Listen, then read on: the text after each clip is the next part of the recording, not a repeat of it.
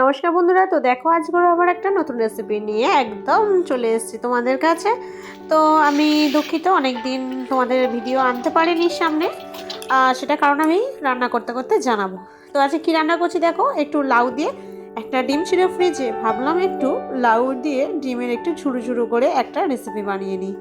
তো চলো, ডিমটা আগে ফার্স্টে আমি ভেজে নিচ্ছি। এর মধ্যে দিয়ে দিয়েছি হালকা একটু সর্ষের তেল আর একটু লবণ দিয়ে ভালো করে ঝুরঝুরো করে আমি ডিমটা ভেজে নিচ্ছি। আমার বাড়িতে একটা অনুষ্ঠান ছিল, যার কারণে আমি তোমাদের সামনে ভিডিও আনতে পারিনি, তার জন্য আমি অনেক দুঃখিত। তো চলো ভিডিওটা স্টার্ট করছি আমি। তো এখানে দেখো লাউ ডুমো ডুমো করে কেটেছি, টমেটো, পেঁয়াজ, আলু, কাঁচা লঙ্কা, গোটা জিরে আর তেজপাতা। তো দেখো ডিমটা বড় অলরেডি ভাজা হয়ে গেছে, এবার আমি এটাকে তুলে নিচ্ছি। তোমরা চাইলে দুটো ডিম, তিনটে ডিম যা ইচ্ছা করতে পারো। তো আমি একটা ডিম ফ্রিজে ছিল, তাই ভাবলাম একটু রাতের মতো হালকাভাবে একটু সুস্বাদু লাউ দিয়ে বানিয়ে নিই।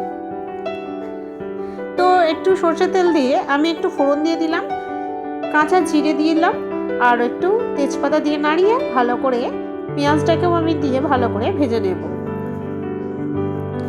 এরপর পেঁয়াজটা হালকা ভাজা ভাজা ব্রাউন টাইপের হয়ে এলে আমি দিয়ে দেব টমেটোগুলো। তো টমেটো দিয়ে আমি ভালো করে একটু নাড়তে থাকবো। টমেটোটা হালকা ভাজা ভাজা হলে তবে অন্য সব দেবো আস্তে আস্তে। আশা করি তোমরা অনেকভাবেই এই লাউ দিয়ে ডিম দিয়ে বানিয়ে খেয়েছো, অনেক রকমভাবে, অনেক কিছু দিয়ে। কিন্তু আমি যে সমস্ত রান্নাগুলো দেখাই একদম ঘরোয়া পদ্ধতিতে, একদম ঘরোয়াভাবে, যেটা বেশি কিছু বাড়তে লাগে না, অল্প সময়ের মধ্যেই হয়ে যায়।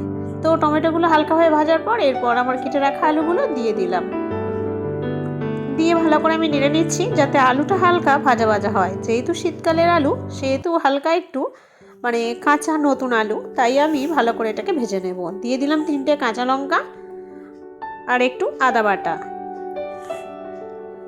এই তরকারিতে হালকা ঝাল ভালো লাগে, খুব বেশি ঝাল ভালো লাগে না, তাই আমি কাঁচা লঙ্কা দিয়েই বানাবো।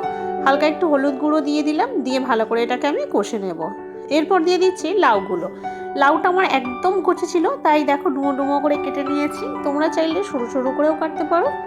দিয়ে আমি ভালো করে মিক্স নিয়ে কষে নেব।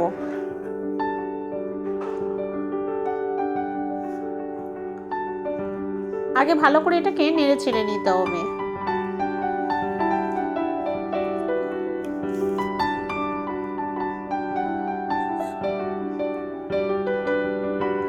এরপর নাড়াচাড়া হয়ে গেলে হালকা যখন জোরে আসবে, ব্যাপারটা কমে আসবে, তারপর আমরা ঝুরু করে রাখা ডিমটা দিয়ে দেব। দিয়ে ভালো করে নাড়াচাড়া দিয়ে নেব।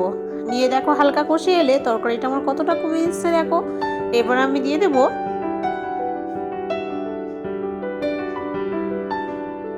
1 কাপের মতো জল, কিন্তু তার আগে লাউটা থেকে একটু জল বার হয়, তাই আমি ভালো করে আগে কষে নেব। আমার লাউ দিয়ে ডিম দিয়ে খেতে খুব ভালো লাগে। লাউ দিয়ে অনেক ধরনের রেসিপি খাওয়া যায়, চিংড়ি মাছ খাওয়া যায়, যদি বড়ি দিয়ে তরকারি করো তাও ভালো লাগে। তো আমি হালকা একটু জিরে পাউডার দিয়ে দিলাম, এতে কোনো গোলমরিচ দেবো না, কারণ লাউটা আমার একটু হালকা ঝাল খুব ভালো লাগে। তো 1 কাপের মতো আমি একটু জল দিয়ে দিলাম, দিয়ে ভালো করে আমি নাড়িয়ে ছাড়িয়ে এটা কষে নেব।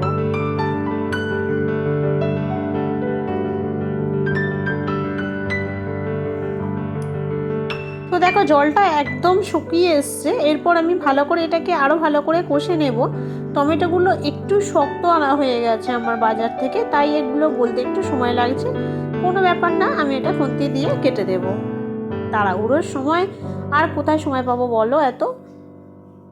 তোমরা চাইলে টমেটোটাকে গ্রেট করে নিতে পারো। তো আমার তরকারিটা দেখো পুরোপুরি কষা হয়ে গেছে। এরপর আমি ফাইনালি জল দিয়ে দেবো।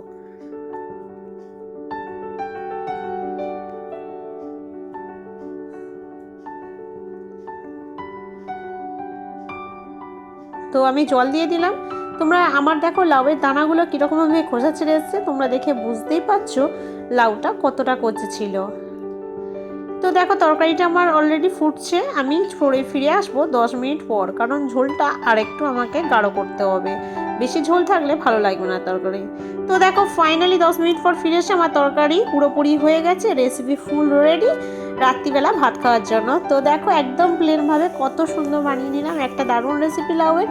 কেমন লাগলো অবশ্যই তোমরা কমেন্ট বক্সে জানাবে। ভিডিওটা ভালো লাগলে প্লিজ একটা লাইক করে চ্যানেলটা সাবস্ক্রাইব করে আমার পাশে থেকো। তো চলো বন্ধুরা, টাটা, আবার দেখা হবে অন্য রেসিপির অন্য ভিডিওতে। তোমরা ভিডিও দেখলে একদম কমেন্ট করতে ভুলো না কিন্তু কোথা থেকে দেখছো আমার এই ভিডিওটা, তবে তোমাদেরকে আবার রিপ্লাই করতে পারবো। তো চলো বন্ধুরা, টাটা, দেখা হচ্ছে নেক্সট অন্য রেসিপির ভিডিওতে। বাই বাই, ভালো থাকবে।